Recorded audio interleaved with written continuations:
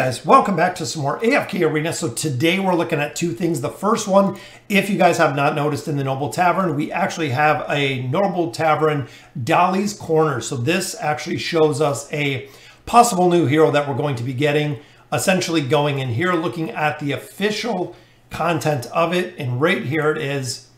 Guys, the new hero coming soon. The Tempest is coming very, very soon. So ultimately, guys, we know there are a new hero coming.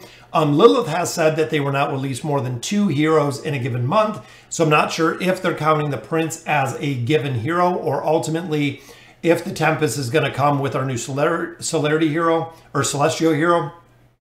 That way we have our second hero there. But also, guys, in addition, we do have the Abyssal Expedition. So now is the time, guys. We have 4 hours. That is right, 4 hours till this monster opens up.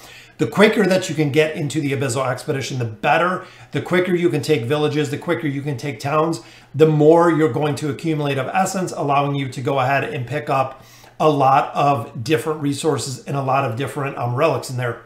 So as we know, guys, it's set at level 240. So you actually gain 1 single level for every 10. So if you're at 240, your heroes will come in at level 241.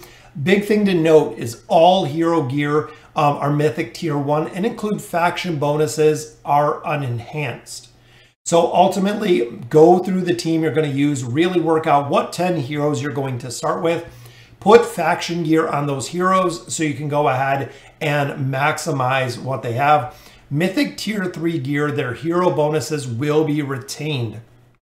So since I have Mythic tier 3 on Ainz, it is going to retain the Mythic tier gear that is specific to him. So going to make a big difference when we're starting out here.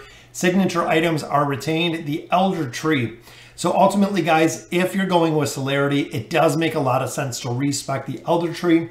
If you know you're not going to be building Might heroes, ultimately resetting the Might branch of the tree and putting it all into Celerity, which we'll look at in a minute, will make a very big difference.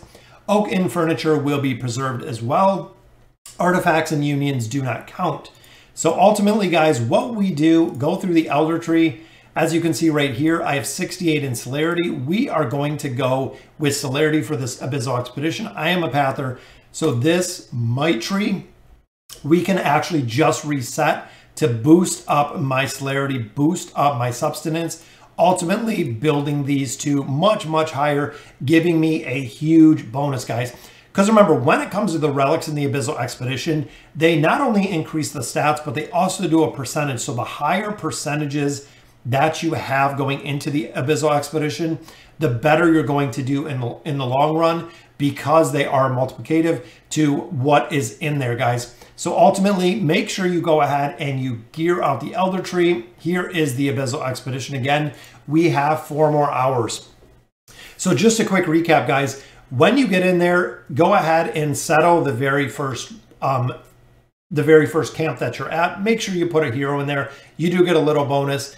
Choose what boss you're going through the Vault of Time, which one you're really going to focus on. Make sure you mark him. Make sure you know exactly where the raid is going to go. The better direction and the more communication that you can do in the Vault of Time, really the better. So looking at our enrollment list here, we have none in casual. Boom, that is right, guys. 70 of 70 for casuals. So we are ready to rock when it comes to the Vault of Time. We already roll in here. We have our assigned sides, so we know where everybody is going. We know what spec they're going. Really, the more that you can plan in the Abyssal Expedition, the better. So ultimately, guys, when you come into the Abyssal Expedition for the first time, you're going to run 2 formations because you have no relics. Essentially, guys, you want to make sure you're going in with your 2 very strongest teams, because ultimately, when you go in here, you don't have any relics, meaning that you're going in just with the base heroes that you can use. Once you go in there, you take out all the camps, you exhaust all your stamina, go ahead and swap those camps out and then put in whatever tree you're going, whether it be sorcery, whether it be Celerity, whether it be the Might Tree. Swap out your heroes and then just start stacking your relics. So a lot of players also ask, how many relics do I stack? So essentially, as you're continuing going up levels within the Abyssal Expedition, you're going to get stronger and stronger. Ultimately, I take my celerity relics all the way to 5, again, because that is my focus for the team.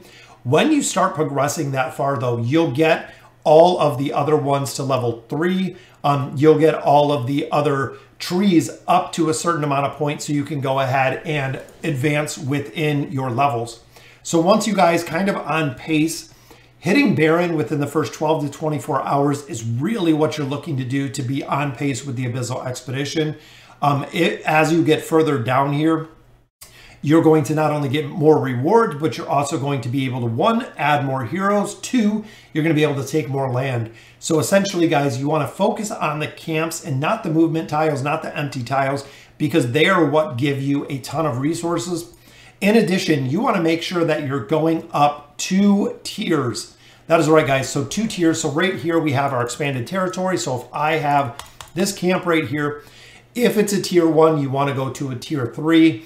If it's a tier 2, you want to go to 4, so on and so forth, all the way up to building out the camps as much as you can. One big thing that we focus on that really does make it successful is not going in and taking tier 8s. So the last 1 or 2 days, guys, you will have the best opportunity with the minimal amount of stamina by going in and taking those tier 8s. So just essentially wait to take those. Don't race to take them unless you have to get to the boss. But ultimately, guys, you don't want to spend all of your stamina with lower relics or even go in and try to kill the boss too early, because essentially if you go in, you throw all of your stamina on the boss very, very early, your relics are not strong enough, you're not going to be able to take down the boss. Or if you do take down the boss, once you get through that little door, you're not going to be able to make much progression, essentially because you burned way too much stamina.